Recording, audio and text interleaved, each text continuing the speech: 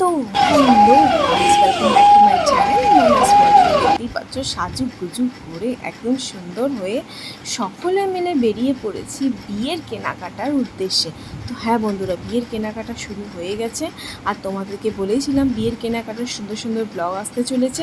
তো এখন যাচ্ছি আমরা দমদমে যাচ্ছি একটা বিশেষ দোকান, যেই দোকানটার ব্যাপারে আমার দিদি দেখে রেখেছিল টুয়াদি। সেই আমাকে বললো যে চল ওখানে আর গিয়ে দেখবি কি ভালো। এখন আমরা বেরিয়ে পড়েছি, এখন আমরা যাচ্ছি কেনাকাটা করার উদ্দেশ্যে। তো চলো গাইস, দেখতে আমার সাথে থাকো। আজকের ব্লগটা কিন্তু দারুণ হতে চলেছে, পুরো শেষ অবধি তোমাদেরকে দেখতে হবে। এখন মেট্রোতে যাচ্ছি, আর মেট্রো এসে গেছে বলতে গেলে। এখন ওখান থেকে আরও কিছুজন জয়েন করবে, কে জয়েন করছে না করছে সবটাই তোমরা জানতে পারবে। তো চলো গাইস, দেখতে থাকো আর সাথে থাকো।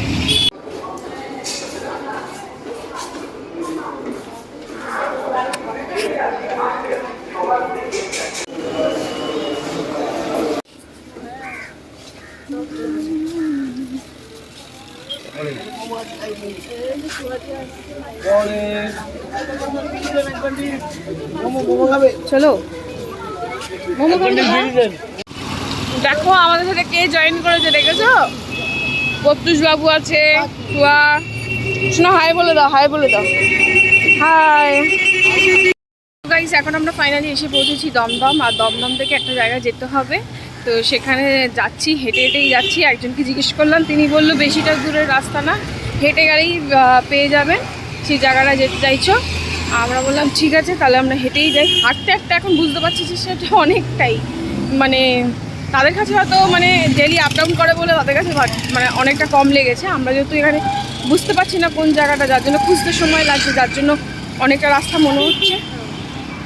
দেখা যাক কোথায় যাই না যাই আর কি করি না করি। আর এই মধ্যে খেয়ে নিলাম মোমো, পেয়ারা সব খেয়ে নিয়েছি। চলো গাইস, দেখতে থাকো, সঙ্গে থাকুন। জল জমেছে, আমরা কিভাবে যাচ্ছি, শোরুম অবধি পৌঁছাতে তো হবেই। দেখো আমরা ইট জোগাড় করেছি, ইট জোগাড় করে তবে যাচ্ছি, চারিদিকে জল। এটা আমার মায়ের বুদ্ধি।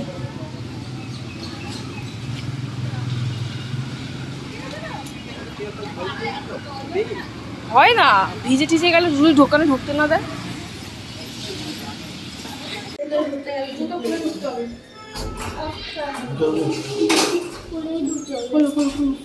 তো আমরা ফাইনালি পৌঁছে গেছি শাড়ির দোকান, আর এটা হলো পলাশ শাড়ি কুঞ্জ, যেটা আমার দিদি দেখে রেখেছিল দোকানটা। আর আমরা বলেছিলাম যে ঠিক আছে তাহলে ওখান থেকে শাড়ি কিছু কেনাকাটা করবো। তো চল দেখা যাক।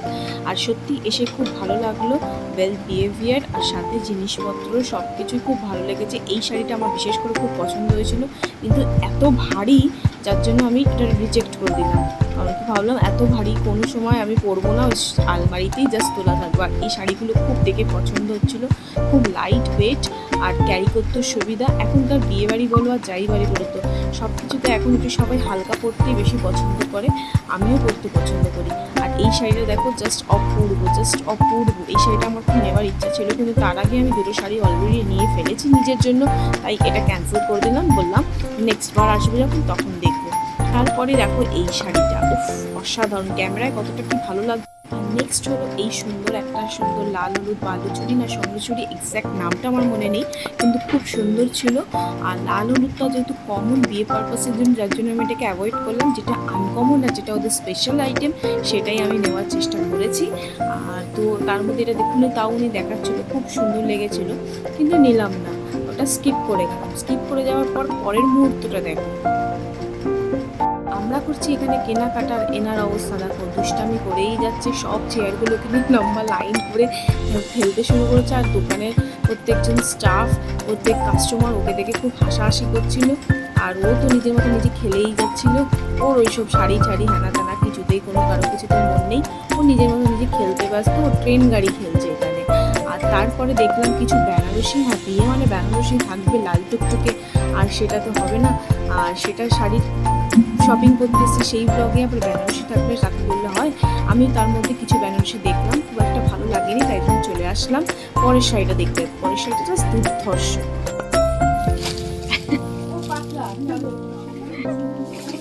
এই এ মা, ওখানে সবাই পাদু দিয়েছে।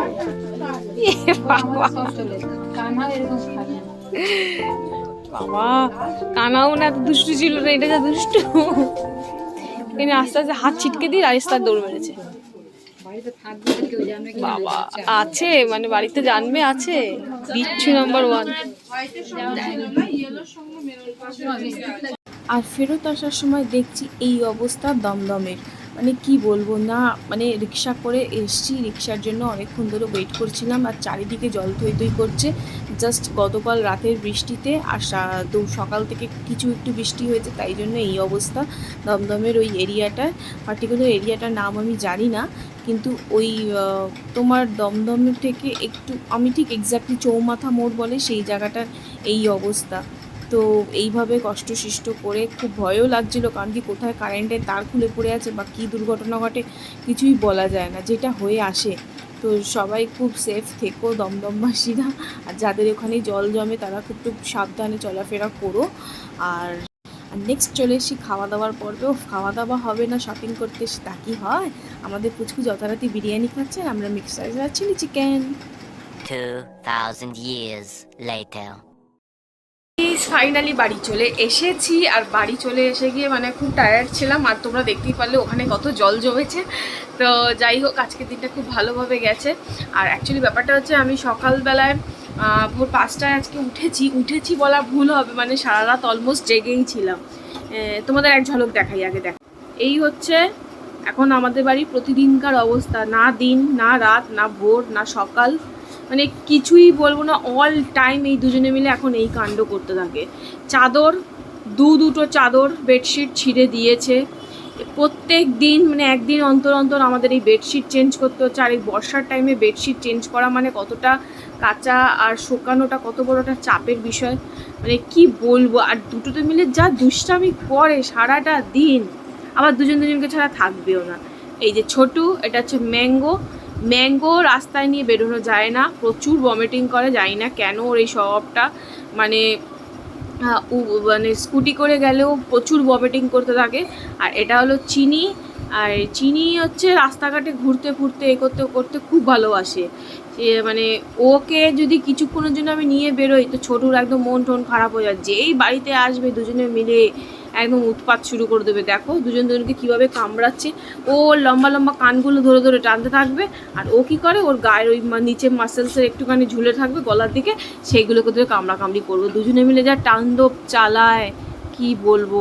আর এদের শুশু পটি অভ্যাসটা আমি কিছুভাবেই ঠিক করতে পারছি না, মানে স্প্রে কিনে নিয়ে আসলাম, ট্রেনিং স্প্রে, এই ওই হ্যানা ত্যানা, কিছুতেই কিছু হচ্ছে না। ও কোনো শোকাশোকির পার্টি নেই, যেখানে পাচ্ছে সেখানেই হিসু পটি করে দিচ্ছে। খুব কষ্ট হচ্ছে, কারণ কি এখন ওরা বড়ো হচ্ছে, পরিমাণটাও বেড়েছে হিসি পটির, মানে খুব কষ্ট হচ্ছে। আমাকে তো হচ্ছে কতবার ফিনাইল আর ডেটল দিয়ে ঘর পরিষ্কার করতে হচ্ছে, আমার ঠান্ডা লেগে গেছে রীতিমতন। আর এদের চক্করে আমার ঘুম নিদ্রা সব উড়ে গেছে। বালিশের কভার দেখো, বালিশের কভারটুকু পরেই রাখা যাচ্ছে না, ছিঁড়ে ছুঁড়ে একাকার করছে। এর আগে একটা বালিশও ছিঁড়ে দিয়েছে, আর কি বলবো। এই হ্যালো হ্যালো, তোরা কেন করছিস এরকম? দেখো দেখো দেখো কি কাণ্ড এদের, কি বলবো। দেখতেই পাচ্ছ এরা কি করছে না করছে, মানে বিশাল তাণ্ডব করে এরা দিন রাতে। আর মানে গতকাল রাতে তো আমি পুরো দিনটা, মানে রাত্রিটা সারা রাত্রিতে ঘুমাতেই পারিনি। মানে চিনি ঠিক এখন দেখছি বাবুর মতন অভ্যাসটা, এই 3টে নাগাদ থেকে উঠে যাচ্ছে, উঠে গিয়েই শটাং বেরিয়ে এসে আমি দরজা বন্ধ করে দিই, বাইরে এসে খচখচ করে আবার ঢুকতে দিতে হবে।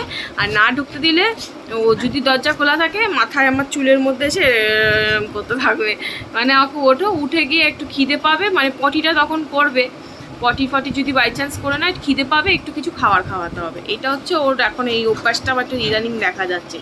মানে দেখো মানে কি বলবো, মাথা খারাপ করে দিচ্ছে, আমাকে কামড়ে কুমড়ে একাকার করছে, কি অবস্থা। আমার দম বন্ধ হয়ে যাচ্ছে, মানে কি বলবো। বাথরুমের লক বক ভেঙে দিয়েছে, আর সুযোগ পেলেই চিনি একদম রান্নাঘরে অ্যাটাক সুযোগ, মানে কি আছে খাবার দাবারের স্টক কি রেখে দিয়েছে বাঁচিয়ে কুচিয়ে, সেগুলো খাওয়ার জন্য একদম উঠে পড়ে লেখে দৌড় বাড়ছে। তো যাই হোক, মানে কালকে আছে ভোরবেলা উঠে আবার স্কুলে গেছিস, মানে দুটি ঘুমাই তো আর নি, মানে ওই অবস্থায় স্কুলে গেছি কোনো রকমভাবে একটু ফ্রেশ হয়ে, অর্ধেক পুরো ভিজে গেছি, যতই রেনকোট পরি না কেন। ভালোই সকালবেলা ভোরবেলার দিকে বৃষ্টি হয়, তারপরে স্কুল টুল করে এসে খুব টায়ার্ড ছিলাম, এক তো বৃষ্টিতে ভিজে গেছিলাম বলে, ওই অবস্থায় ক্লাস করেছি বলে গা হাত পা বিশাল ব্যথা হচ্ছে, তো একটু রেস্ট 1 ঘন্টা কোনো রকম রেস্ট করে নিয়ে চলে গেছিলাম বিয়ের কেনাকাটা করতে, শাড়ি ঠাড়ি প্রণামী শাড়ি ঠাড়ি এসব করতে, কারণ কি সামনেই পুজো আছে, পুজো চলে আসলে বিয়ের কেনাকাটা ঠিকঠাকভাবে কিছু করা যায় না। আর বিয়ের কেনাকাটা করতে গেলে একটু সময় লাগে, পুজোর সময় যেটা করা একদমই পসিবল না। আর পুজোর সময় দেখাবে না, ওরা দেখাতে খুব ব্যতিব্যস্ত হয়ে যায়, আর তখন মানে রীতিমতো ঝগড়া মানে করে করে ভালো জিনিসটা বেছে নিতে হয়, সেই সময়টা খুব টাফ, যার জন্য আমরা এখন থেকে সব করে নিচ্ছি। কারণ কি পরপর পুজো, আমাদের বাড়িতে অনেক পুজো টুজো আছে, আর একদম তার গায়ে গায়েই বিয়ে আছে, তো অনেক কাজ আছে, তাই এখন থেকে সব শুরু হয়ে গেছে। তাদের বাড়িতে বলো কি আমার বাড়িতে বলো, দুদিক থেকেই শুরু হয়ে গেছে। আর কেমন লাগছে ব্লগগুলো অবশ্যই তোমরা কিন্তু কমেন্ট করে জানিও। আর কি কি শাড়ি নিলাম না নিলাম এখন সেটা আমি রিভিল করলাম না, একবারে রিভিল করব যখন আমি তত্ত্ব সাজাবো। এখন কি এখন থেকে দেখিয়ে দিলে তো সারপ্রাইজটা নষ্ট হয়ে যাবে, তাই না? তো চলো গাইস, দেখতে থাকো আর সঙ্গে থাকো। এখন মানে আজকে আর দেখতে থাকো সঙ্গে থাকো বলবো না, কারণ কি এটা বলবো যে আজকের মতন ব্লগটাকে আমি এখানে এন্ড করছি। দেখা হচ্ছে তোমাদের সকলের সঙ্গে নেক্সট ব্লগে। আর এই ব্লগটা কেমন লাগছে তোমরা অবশ্যই কমেন্ট করে জানিও। আর আর কি বলবো, আর মানে বলার অনেক কিছু আছে, কিন্তু বেশি লেন্দি হয়ে যাবে, বেশি বকবক করলেও তোমরাও বোর হয়ে যেতে পারো। আর চলো টাটা বাই, গুড নাইট।